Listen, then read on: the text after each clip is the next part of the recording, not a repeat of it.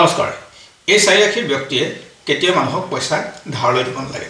পইচা ধাৰলৈ দিলে তেওঁলোকে পইচা ঘূৰাই পোৱাৰ সম্ভাৱনা একেবাৰে কম, অৰ্থাৎ তেওঁলোকে ঘূৰাই নাপাবও পাৰে। কাৰণ তেওঁলোক সাংঘাতিকভাৱে ইম'চনেল, আৰু ইম'চনেল ব্যক্তিসকলে পইচা কাৰোবাক দিব পাৰে। কাৰণ তেওঁলোকৰ দুখ যাতনা সন্মুখত যদি কয় সেই তেওঁলোকৰ সন্মুখত, তেনেহ'লে তেওঁলোকে সহজে বিশ্বাস কৰি লয় আৰু তেওঁলোকৰ সেই দুখ যাতনাৰ সময়ত সহায় কৰিবলৈ আগবাঢ়ি আহে। কিন্তু পইচাৰ ক্ষেত্ৰত তেওঁলোকে কিন্তু কেতিয়াও পইচা ঘূৰাই পোৱাৰ সম্ভাৱনা কম থাকে, কাৰণ তেওঁলোকে খুজিব নোৱাৰে। অৰ্থাৎ পইচা ৰিটাৰ্ণ কৰিবলৈ তেওঁলোকৰ ওচৰত নাহে, বা অহাৰ পিছতো তেওঁলোকে ঘূৰাই বিচাৰি বা ঘূৰাই পোৱাৰ সম্ভাৱনা কম, কাৰণ তেওঁলোকে ঘূৰাই বিচাৰিবলৈ তেওঁলোকৰ বহুত কষ্ট হয়।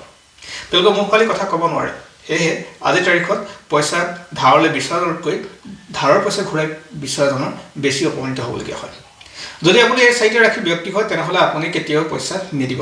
প্ৰথম ৰাশিটো হৈ গ'ল মিথুন ৰাশি, দ্বিতীয়টো হ'ল কৰ্কট ৰাশি, তৃতীয়টো কন্যা ৰাশি, আৰু চতুৰ্থটো হৈ গ'ল মীন ৰাশি।